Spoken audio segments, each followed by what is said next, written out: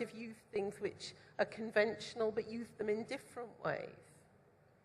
I think that's a change that's been coming, and I attribute a hell of a lot of this actually to the multiplexes coming in the first place. So, at least when I grew up in the 80s, and I'm sure a lot of people over here, there was a time you didn't even go to the movies. It was about 4 or 5 years. I mean, I remember from the time of like Coolie to Chandni, I didn't even go anywhere near a movie hall.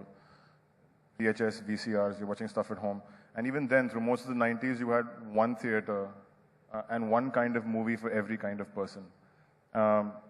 Then, once the multiplexes started coming in, you've got this kind of shift that's been happening between people who now want to go into a movie theater and watch a movie without having to worry about if there's rats under their seat or the bottles are breaking or you can't hear a damn thing, you can't see a damn thing. It's kind of like everything's... And now you're finally in a comfortable seat, you've got air conditioning, you're paying attention, and you kind of expect the movie to give you that attention, to respect that attention that you're giving it. And I think that's the change that started to happen with the multiplexes.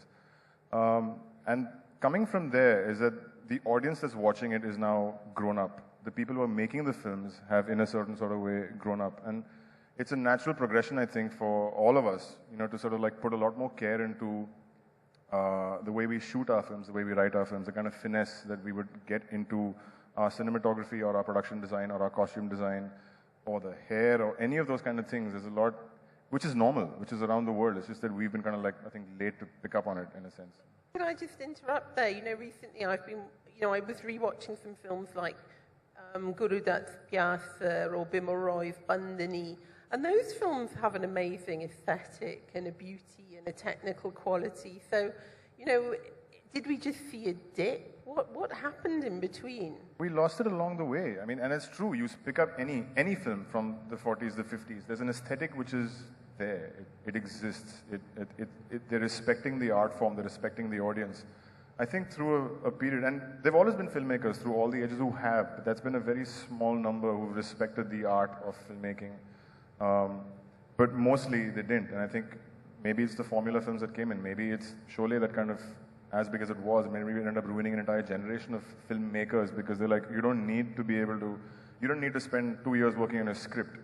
You need Gabbar Singh, or you need a rape scene, or whatever. You need that. So it's not realizing that there's a lot of work that goes into making something as big as that.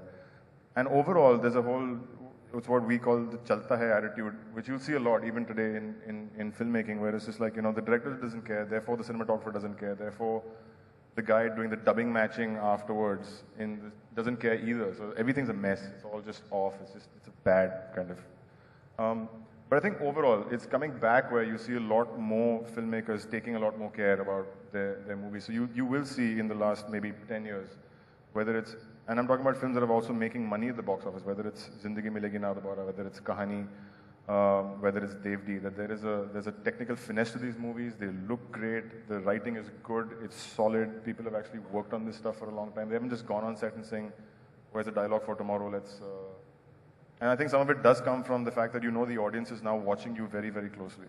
But I mean, if you look at, mainstream film isn't often very realistic, and your film also in many ways isn't realistic. But your aesthetic, perhaps, could you tell us a bit more about what has inspired yours? Your whole look of your film was very striking. The aesthetic of the film. So yeah, I mean, what I'd like to add to what Vikram just said is that this evolution that we are experiencing is also a consequence of the time that we are living in, which is extremely different from any other time that the civilization has found itself in for thousands of years. I mean, the last decade we've had more documenting and more archiving and more recording and more sharing and more access to design, to aesthetics, to information, to art, to literature, to culture than ever before. And given that access, given that, I mean, everybody here is either hooked on to TED Talks or is watching, has seen n number of Iranian films or Romanian films or Polish films or everybody in this room. I mean, I would bet if you were to take a poll, a huge number of people in this room present here today are probably not even watching Indian television. Are most people, I mean, I no longer personally know anybody in my immediate circle that is, I don't know a single person who's consuming Indian television, and that itself is is kind of proof to show that shows us that there is a huge audience that is not being catered to. There is a humongous audience that has had the privilege and the advantage of better information, better access, better has had the access to better ideas and better images and better experiences, and are not willing to take anything lesser anymore. So this audience has not been traditionally catered to in a while, and I think our films are catering to these audiences.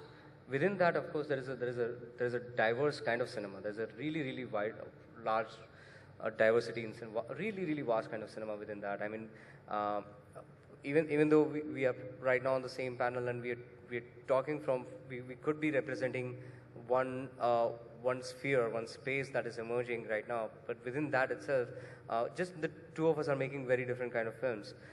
So that cataloging is yet to happen.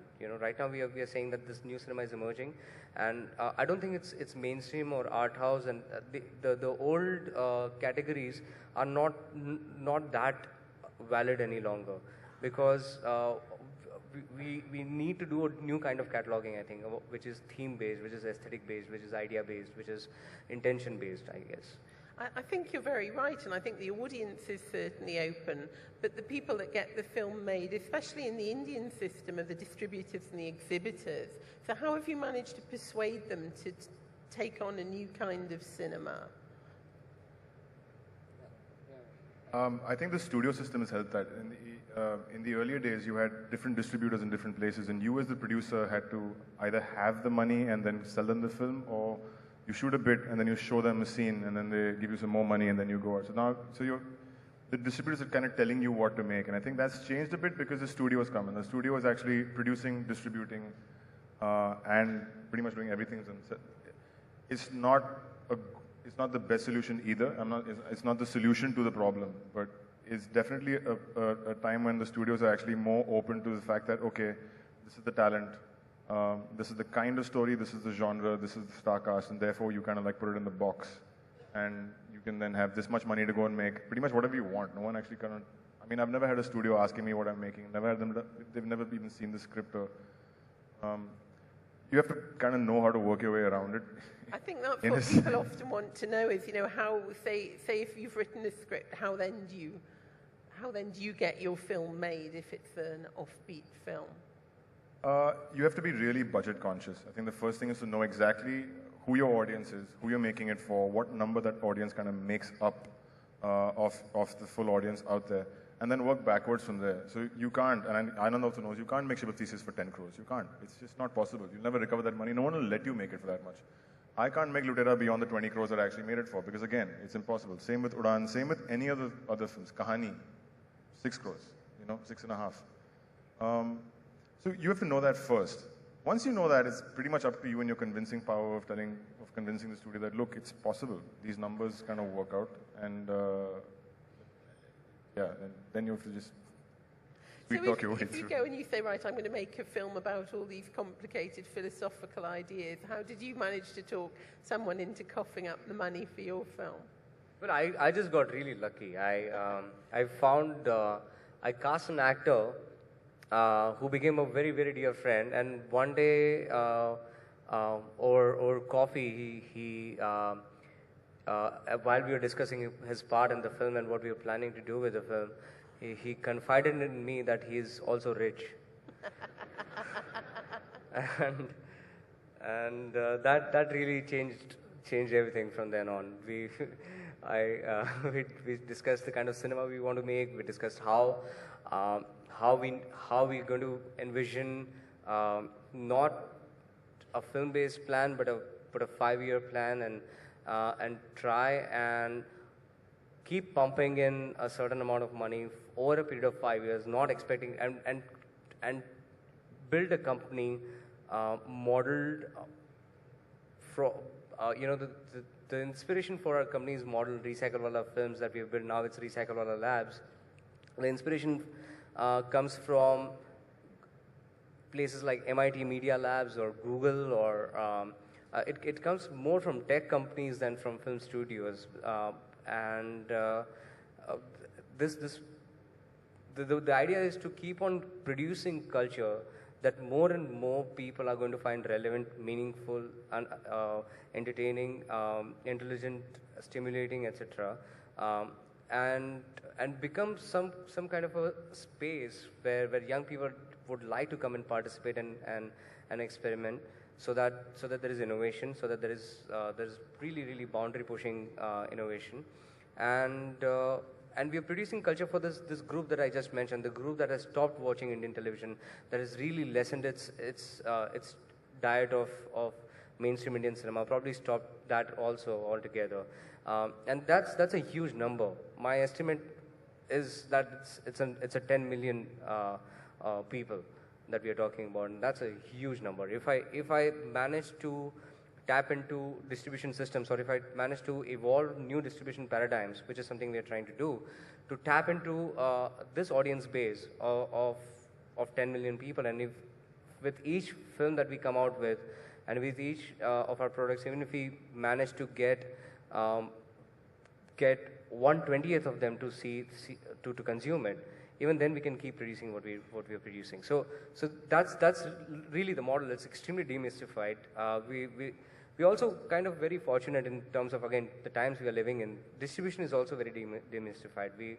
Of course, there are studios to help us. In my case also, there was UTV to take care of the entire distribution. But distribution today is really demystified because of central ownerships of theaters and of networks and chains that have evolved over a period of time. This dialogue is much more accessible today than it was for the producer a decade ago. But also, I mean, as somebody who lives in London and had such difficulty getting to see your film, though not your film, how is this going to be crossed over? I mean, how are these films going to be shown?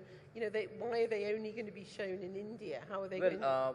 My film, it's going through a very organic distribution system. As I said, we're still trying to evolve completely new paradigms of distribution, and we're not relying at all on the old ones. So initially my film was picked up by Fortissimo Films. They're still my partners. And Fortissimo Films are really one of the bigger sales agencies in the world. But we realized soon enough that we really need to start tapping into new systems. So the film was just released in Australia 2 weeks ago. It's going to be released in the US next month. And it's going to be released in the UK probably in a couple of months. So it's a very organic distribution system that we are trying to evolve. With that in place, hopefully the next films that we make will be distributed and will be made available easily. And one more thing I'd like to add is Ship of Theseus. I know that there has been a bit of difficulty for people to access it after the theatrical release, and that is only because we have been doing a lot of homework on trying to evolve these various models that I'm talking about right now. So we just recently made an announcement. I'm not sure if you're aware of that, and I'm not sure if you guys have heard of it, but we made an announcement where we said that we're going to share 20 hours of our footage, free to share, free to download, free to edit, so you can make your own version of the film. So, thank you. And that's the beginning of our commitment to open source culture, which is something that we have benefited from so profoundly in the last decade. I couldn't have had my education if it wasn't for piracy, and and I think that's true for most people here. That's why they're laughing.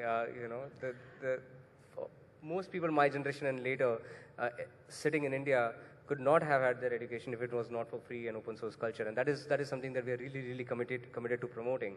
And all of that is possible because I have this strong visionary financier working with me, who's also an artist, also a great actor, also a great thinker, Soham Shah. So Soham is really the reason why a lot of this is being possible right now. But now a lot of people are taking interest in what we are doing, so we are getting partnerships from everywhere. And Vikram, is your kind of cinema having a Ship of Theseus effect on the Bollywood film industry? Are you changing the industry? Is it no longer going to be itself, or are you killing it? Good question.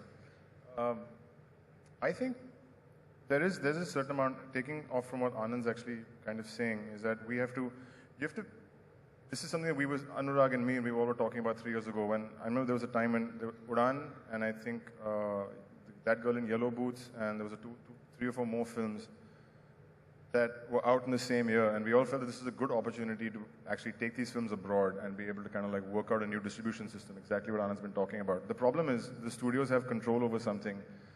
They think they know what they're doing, but they don't actually know what they're doing. International distribution is a whole different ballgame that we are just learning. We don't know about. You have to get sales agents involved right at the beginning. You have to work out distribution deals individually with different countries, different distributors, that kind of stuff. The Indian system, as we know it, is you take it to one distributor, they sell it internationally, and Eros or anybody else will screen the film in those countries that have a large Indian population, not so much to a Western audience. We're not taking it to a Western audience at all. The thing is that any studio or anybody doing it will have to, it has to be a long-term plan. You have to say, I'm committed to this. I'm going to spend 5 or 10 years putting some time, some money into creating some relationships, to talking to sales agents, to working this entire thing, and then getting a system where now we can, 10 years later, say we now have a pipeline for the next ship of Theseus or any small film, you know, Sulaimani Kida, Amit Masurkar's film, whatever, to actually go out there and be distributed. But we have to commit ourselves to that. It's not going to happen with the studios. It's going to happen individually with filmmakers kind of doing it. And I think in Bollywood, what's happening, the good thing is that we know that there's an audience out there for pretty much every kind of film.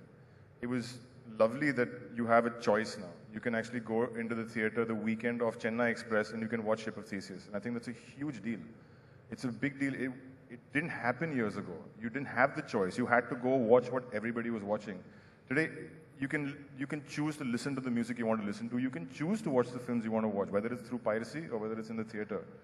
And it's also about pushing the envelope. I think all that we're doing is opening up an audience a little bit more every single film at a time to sort of like come and say, okay, fine, it was a bit difficult to swallow, but at least you've swallowed it. The next time you'll go in willingly. So whether it's, you know, like we were discussing with friends, you know, like Anurag made No Smoking. Nobody knows why he made No Smoking, but we're glad he made No Smoking. We're glad he made it because it pushed the audience that little bit more to sort of accept something which is totally out there, totally crazy, but you've now seen it, you've accepted it, and you'll go into the next one better prepared and wanting to see more of the new sort of wave. I think respecting your audience is hugely important. I mean, whenever I see, I know somebody saying, oh, my film didn't work because the audience didn't understand it. And I think, well, you know, it's your job to make the audience understand. And that criticism of the audience, I think, is a really worrying thing. But what about the critics? Do you think there's good critics here? Do you get good critical feedback on your filmmaking? Not just in like writing a review about that film in 700 words, but really an understanding of your films, a wider critical discourse about your kind of